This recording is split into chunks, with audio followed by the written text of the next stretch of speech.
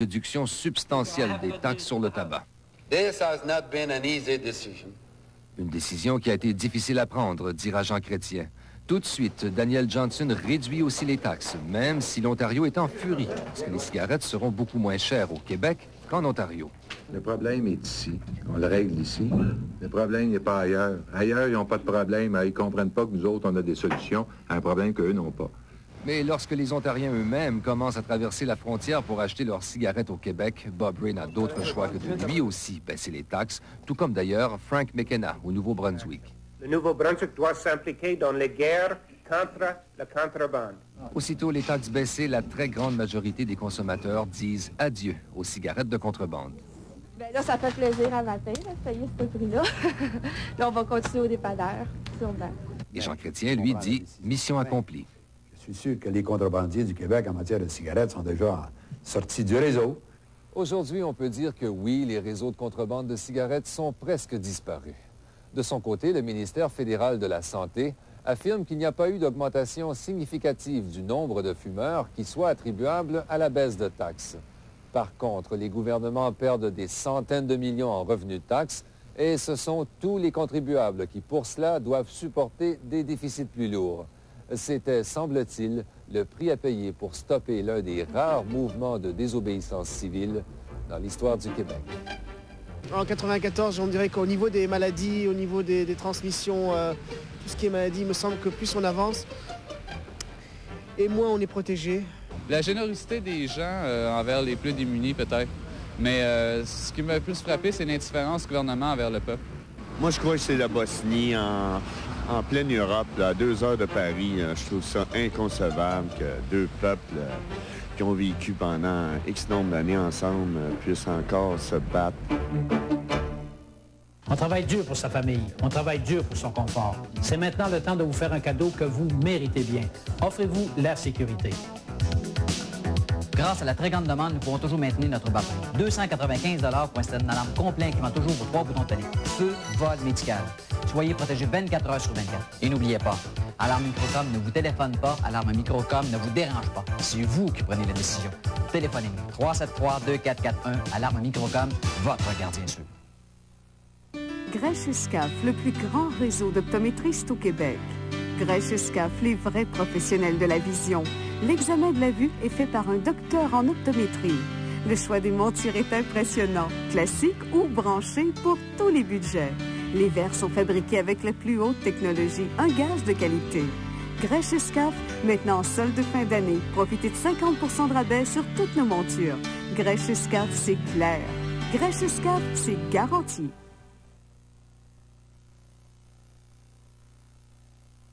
Corée du Nord, un grand succès diplomatique pour les États-Unis. Les Américains qui ont convaincu l'un des derniers régimes communistes du monde à geler son programme nucléaire qui faisait trembler son voisin du Sud. On peut dire que le pire a été évité, parce que seulement quelques mois plus tôt, les États-Unis avaient commencé à envoyer des missiles défensifs Patriots en Corée du Sud. Une façon de faire pression sur le Nord pour qu'il ouvre ses sites nucléaires aux inspecteurs internationaux. Mais parallèlement, Washington veut à tout prix désamorcer la crise et envoie à Pyongyang son négociateur spécial, l'ancien président Jimmy Carter. Tout de suite, le président Kim Il-sung se fait plus conciliant et Carter rentre à Washington avec un accord. Kim Il-sung, mort quelques semaines plus tard, ne le signera jamais officiellement. L'Italie se cherchait un sauveur pour effacer les années de corruption des vieux partis de la gauche. Elle croyait l'avoir trouvé en Silvio Berlusconi, le magnat de la presse, le propriétaire de la Fininvest, un empire milliardaire. Berlusconi a séduit l'Italie en 3 mois de campagne. Il promet un gouvernement propre, mais très tôt, le doute s'installe. D'abord, tentative ratée du Premier ministre de faire passer un décret pour enlever la corruption de la liste des crimes justifiant l'emprisonnement de suspects. Quelques jours plus tard, son frère Paolo, soupçonné d'avoir versé des pots de vin, est arrêté. En novembre, c'est Berlusconi lui-même qui est mis sous enquête. 1 mois plus tard, le pouvoir s'écroule. Berlusconi démissionne et réclame la tenue d'élections anticipées. Le nouvel ordre mondial. Vous vous rappelez de ça? La fin de la guerre froide, de la confrontation Est-Ouest, qui devait ouvrir la voie à une ère nouvelle où les Nations unies seraient garants d'une nouvelle stabilité. Eh bien, dans un monde où les foyers de conflit se multiplient, la pauvre ONU semble parfois complètement dépassée. Et 2 conflits, plus que tous ceux qui ont pu se produire en 1994, ont symbolisé cette impuissance de la communauté internationale. La tragédie rwandaise et la guerre dans l'ex-Yougoslavie. Michel Morin a couvert ces 2 théâtres de la haine interethnique. Voici ce qu'il en retient. 1994 aura été l'année de toutes les déceptions pour les soldats de l'ONU. En Bosnie, l'année commence par le rappel anticipé des généraux Brickmont et Koch, des généraux des Nations unies, désabusés, impuissants, humiliés, incapables de remplir leur mission.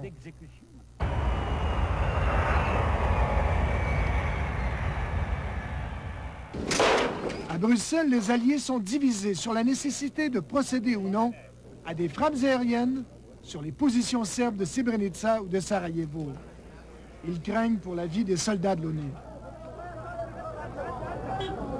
Les massacres vont avoir raison des résistances aux frappes aériennes.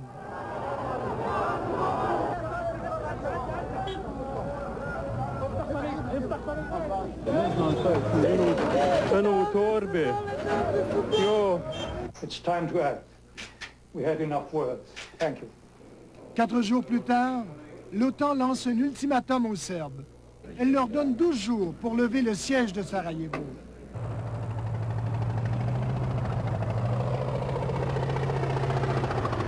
Sous la menace, les Serbes reculent. Ils déguerpissent avec leur armement lourd des collines de Sarajevo. L'arrivée des casques bleus russes de religion orthodoxe comme eux leur permet seulement de sauver la face.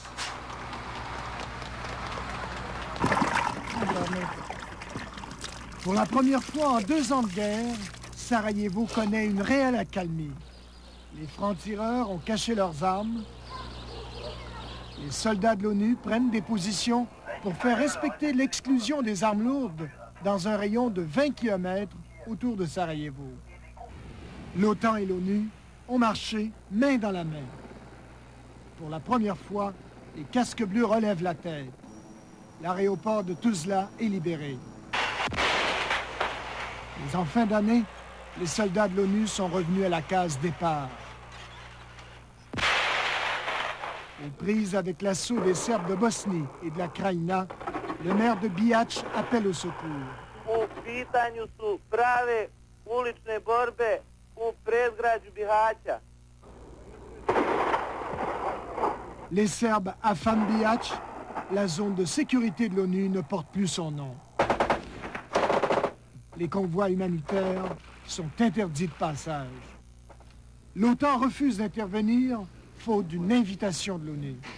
Dans la mesure, naturellement, où on ne nous invite pas, nous ne pouvons pas agir nous-mêmes, nous ne pouvons pas prendre d'initiative. Sarajevo est à nouveau bombardé.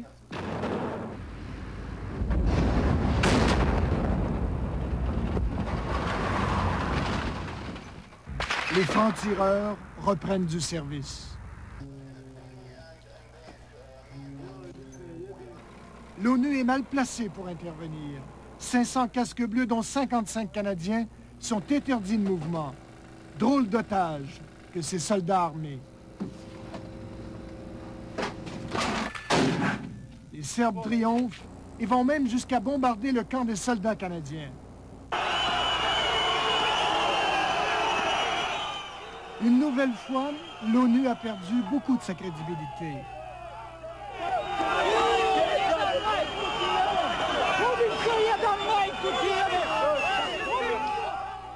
La Grande Serbie est à l'ordre du jour. Les Américains ne participent plus dans l'Adriatique à l'embargo sur les armes. L'idée d'un retrait des 23 000 casques bleus fait son chemin. En fait, l'année s'est terminée comme elle avait commencé, avec l'humiliation des soldats de l'ONU. Sans compter le Rwanda, où les casques bleus ont non seulement été incapables de remplir leur mission, mais ont dû plier bagages alors que la population avait besoin d'eux. Faut-il rappeler qu'un demi-million de personnes, pour la majorité des Tutsis, ont perdu la vie. Et au beau milieu de ce génocide, 2000 des 2500 soldats de l'ONU ont quitté en catastrophe l'aéroport de Kigali.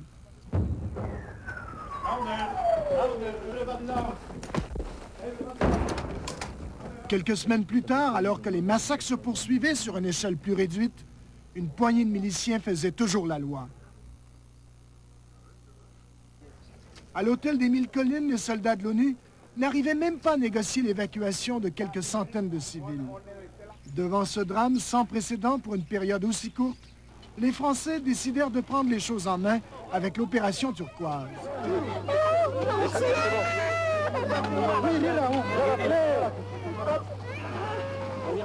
Cela ne faisait que confirmer l'échec de la mission de l'ONU. Juillet marque la victoire du Front patriotique rwandais qui prend le pouvoir à Kigali. En quelques jours, plus d'1 million de Rwandais se réfugient à Goma, au Zaïre, un exode sans précédent. Le choléra tue des centaines de personnes chaque jour. L'Ouest semble d'abord paralysé, puis, peu à peu, une opération humanitaire sans précédent s'organise. Depuis, 6000 casques bleus ont de nouveau établi leur quartier au Rwanda. Mais beaucoup de réfugiés ne sont pas rassurés par ces soldats qui n'utilisent pas la force. Et lorsque nous pensons qu'il y a plus d'1 million de réfugiés qui sont au Zaïre, par exemple, c'est un peu décevant.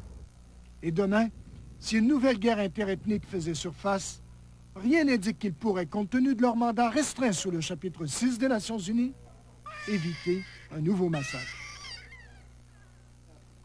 Si l'horrible tragédie rwandaise illustre bien la dérive d'un continent africain livré à la famine, aux guerres, à un certain abandon de l'Ouest, ce même continent, aussi connu en 1994, une histoire dont le dénouement tient presque du miracle. Cette histoire, c'est celle des premières élections libres de l'Afrique du Sud, celle de Nelson Mandela, le prisonnier devenu président. Un miracle parce que, Jean-Michel Leprince va nous le rappeler, parce que quelques jours à peine avant les élections, tout pouvait encore basculer dans la guerre civile. Des militants du Congrès national africain contre un foyer de travailleurs zoulous de Thokoza près de Johannesburg. Plus de 300 morts par mois, noir contre noir, presque la guerre civile.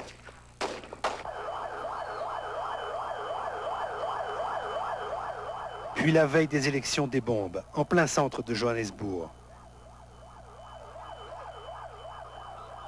En banlieue, dans une station de minibus. On s'attendait au pire. Un accord avec le chef zoulou, Mengistu Buthelezi, met fin à la violence.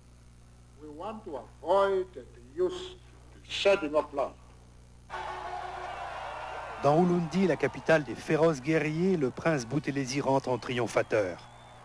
Car les Zoulous vont finalement voter. Et puis la police arrête les principaux auteurs des attentats.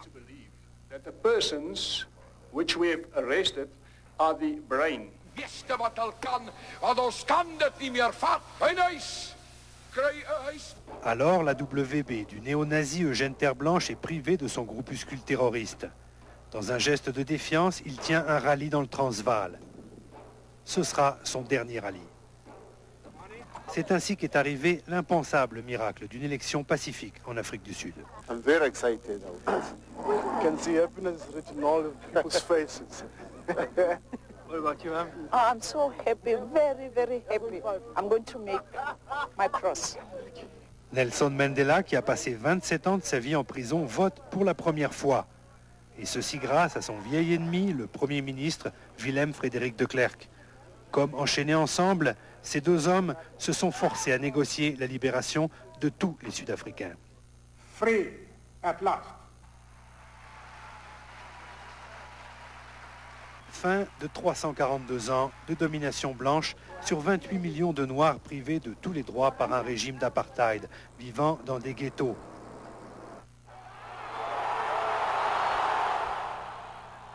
Nelson Mandela devient président, W.F. de Klerk sera vice-président, dans une république démocratique, avec un nouveau drapeau, un nouvel hymne national.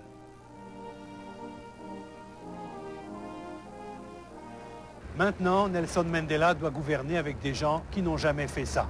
Il doit aussi donner à un peuple qui, n'ayant rien, attend beaucoup, sans faire fuir la minorité blanche, pour garder un pays qui est déjà développé. Il s'agit tout simplement d'une autre tâche de titan. Today I am lifting the trade embargo against Vietnam.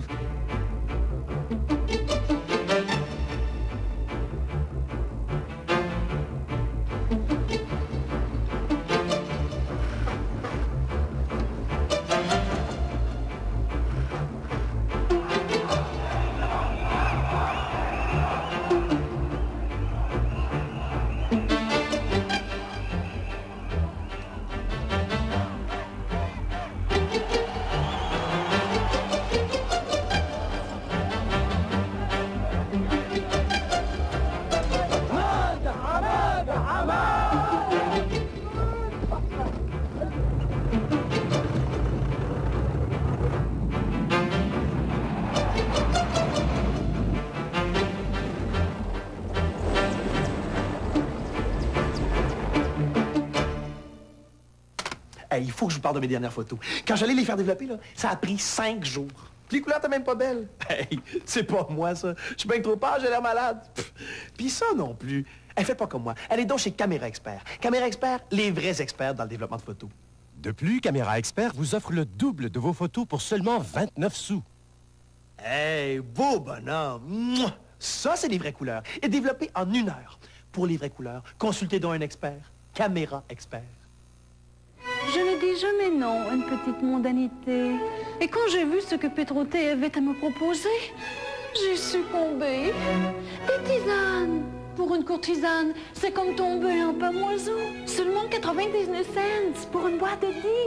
Regardez comme elles sont belles, entièrement naturelles. Quelle variété, quelle volupté.